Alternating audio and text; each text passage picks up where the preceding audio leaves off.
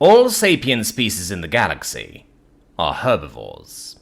Some worlds have what are called omnivores that feed on both plants and flesh. When a member of a fauna species dies, it is consumed by microscopic organisms that specialize in the task of breaking it down and returning it to forms usable by the plant life. Omnivores, where they exist, aid in this process by speeding it up. Omnivores are peaceful yet solitary beings. All of them have this in common. When they do eat the flesh of another being, they will almost always eat the flesh of a dead being. The only exceptions, while extraordinarily rare, are those that will feed on dying beings in their death throes. A gruesome sight, but natural nonetheless. None of these have ever made it to sapiens, or if they had, then their uncooperative nature has led them to never advance technologically, beyond perhaps the simplest of tools.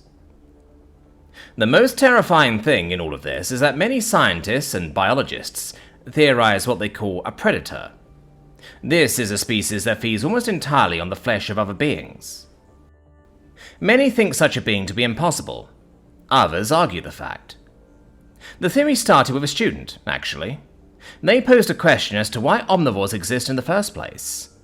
Below is attached a recording of the conversation that started this entire debate. Yes, what is your question?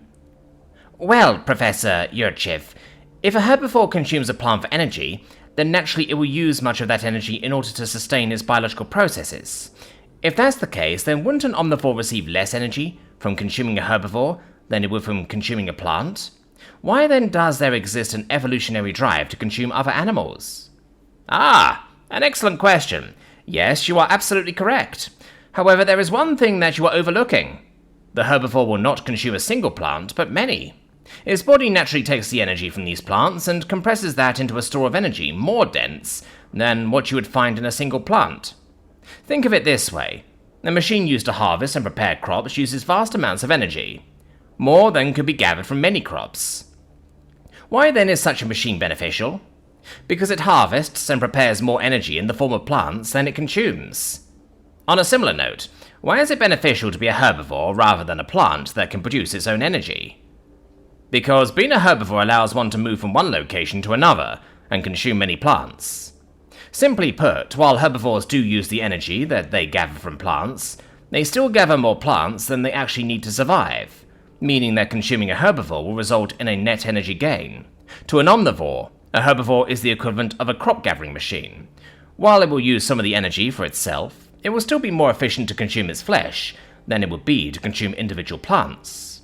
That is why omnivores exist. Thank you. I think I'm starting to understand, but then, if it's so beneficial to consume a herbivore, then why aren't there any creatures that have evolved to consume primarily herbivores, or entirely herbivores? Well, that's simple. The professor paused for a moment before continuing. That's a good question. I'm not sure, honestly. It would be beneficial from an evolutionary standpoint. The only reason that I can think of is that there would not be enough herbivores that would be needed to sustain a viable population of such a creature. If it did exist, then it could consume herbivores to such an extent that it could drive them to extinction. Then if it has trouble processing plants, its own species would begin to die off. There are no known planters with enough biodiversity to support such a being.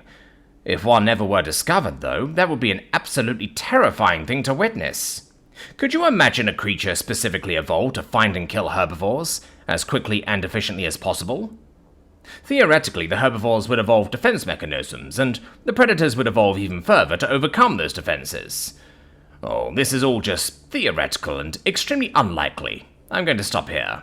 Very good question, though. Are there any other questions before I continue with my lecture? I will end the recording there. The professor later uploaded this clip to a forum for biological experts and asked if any had heard of such a concept. Many went wild immediately with crazy theories. Spikes protruding from exposed areas to prevent depredation, toxins and chemical irritants used to deter predators, or even used by predators. Terrifying creatures that didn't even exist in the most terrible of fictions, until now. This debate over whether or not it was even possible raged on for some time. Some scientists caught up in it began sending probes looking for planets with enough biodiversity to support such a life form. Then they found it. The single most terrifying thing ever conceived. It was a world covered in more than 97% water, most of it shallow reefs. There was a creature that consumed others. It was so fast that the herbivores could not outrun it, and it would snatch them up and eat them whole while they were peacefully grazing on the algae like microorganisms growing from the rocks. This proof of concept was enough to send people's imaginations into utter chaos. Xenophobia began to spread rapidly. However, people were calmed down after further examination led scientists to conclude that such a being could not enter space even if it ever did evolve sapiens. It simply would not be cooperative enough. The reason that I bring this up is because of a recent discovery that was made of a planet in the outer branches of the galaxy. It is a world covered in 71% water, and biologists are very ecstatic because it is only the 4th planet discovered, with enough biodiversity to theoretically support a predatory species. In fact, it is the most biodiverse planet so far. It is covered in lush greenery unlike anything discovered so far, and more biomes than are normally present on several habitable worlds combined. The intense gravity is a bit perplexing, but even so, there are signs of not only intelligent life, but a species in its first stages of spaceflight. The earliest reports say that this species calls its homeworld Earth, and its system Sol. We plan to study them and the world for a short while before we introduce ourselves. If an intelligent species truly evolved on a world with predators, then what would it even be like?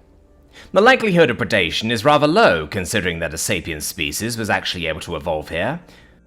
Even so, scientists are beyond ecstatic to be researching this strange new world.